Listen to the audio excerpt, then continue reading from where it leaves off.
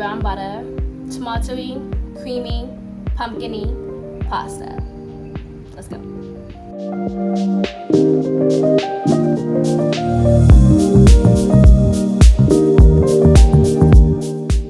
So I've never been a fan of pumpkin pasta. I just didn't really understand why I would choose a pumpkin pasta over a classic tomato, an arrabbiata, a creamy bechamel-y based sauce, or like a gorgonzola pasta. Definitely top 5, definitely top 5. For this season, I just wanted to expand my palate. I'm like, Sahara, why do I need to be such a hater on pumpkin pasta? Is it because it's not good, or is it because people aren't making it right? And I'm here to tell you, people aren't making it right. First, we're gonna chop up about 4 cloves of garlic. And when you say 4, it can be 2. The garlic haters out there, why are you watching a cooking channel if you don't like garlic? But you can use between 2 to 5, let's just be honest. We're gonna slice these so they're not gonna be super strong. They are gonna have like a nice mellow, sweet flavor that's gonna kind of permeate and flavor the brown butter sauce that we're gonna make.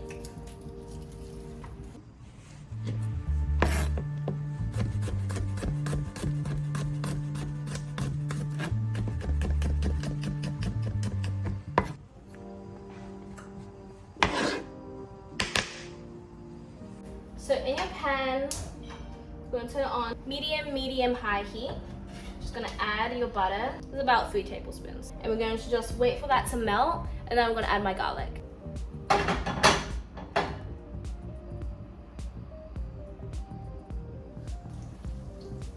Alright, so now my butter is just melted.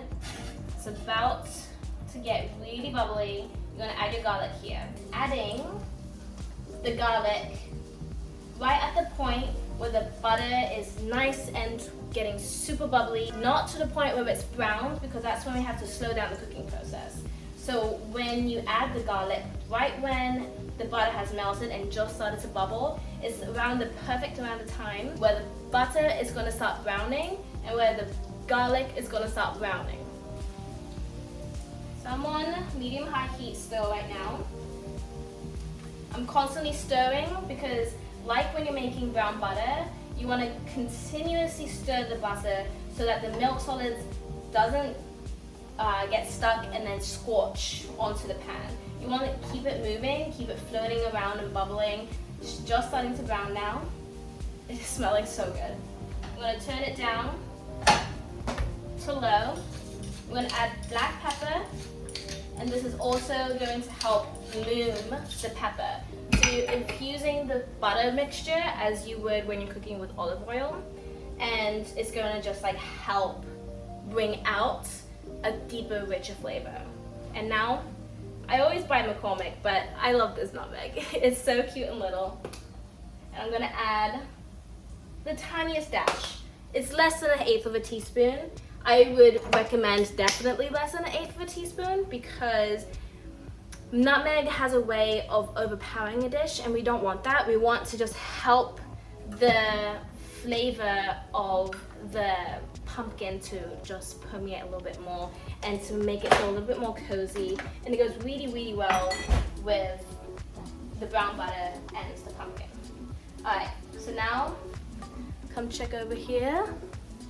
The garlic is nice and browned, and you really taste the, it's the wrong spoon.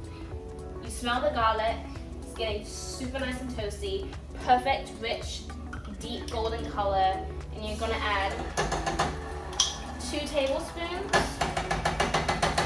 Can be a little more, doesn't have to be perfect. And this is my secret ingredient. Stir it around. This is gonna help slow down the cooking process so you don't burn your butter and your garlic. You want to cook this off until you get a richer color of the tomato, and you kind of see the fat of the butter and the tomato kind of separate, and you're frying it. So a weeknight meal doesn't have to be complicated. You use fairly quality ingredients. You need to just be mindful of the method and the steps that you take to enhance every single part of your meal. So we're browning the butter, because brown butter is better than just regular butter. We're browning the garlic in the butter to flavor that fat. And then you're also doing the same by blooming the spices in there. And now with the tomato. Okay, so the tomato is splitting, as you can see. Super rich color, much darker than the bright red puree that we had. And now we're gonna add our pumpkin. Okay, so we're adding our pumpkin. I've been cooking pumpkin recipes all week, so this is the last of what I have. And each and every recipe calls for a half a cup of pumpkin. And with doing that, you get 3 super delicious pumpkin recipes. And you want to see more recipes by me, like and subscribe. Alright, add the pumpkin. Oh my god, it is so pretty.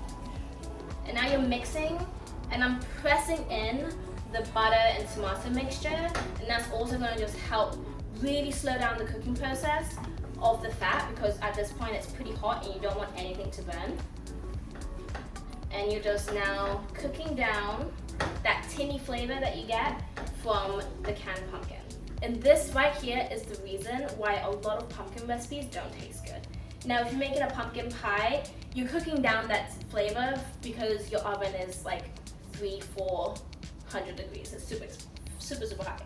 But when you're cooking on the stove, you really need to be mindful of cooking out tinny flavors from your tomato paste or your canned pumpkin.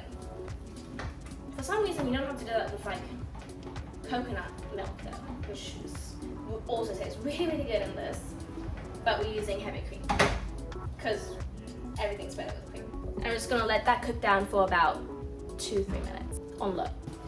I also feel like I should get like serious props for making this recipe when it's like we're in the middle of like a super hot heat wave in LA right now, and I'm sweating. I'm like putting my face in the freezer like every other take so that I don't I'm like pretty. This is sweat. This isn't dew. This isn't beauty dew. This is just swamp face. I just realized as I'm editing here that I forgot to add a portion where I add the cream to the sauce. My apologies. I think I was having a little bit of a heat thing. But all you have to do is stir in the cream once you taste the pumpkin mixture to see if there's enough. A bit more nutmeg, and salt, pepper, and taste for that tinniness flavor. Make sure that that's gone because you can't really cook that out once the cream is already added. And if everything's good, stir in your cream. You can either turn it off at that point or let it simmer until the pasta's done, and you just add your pasta.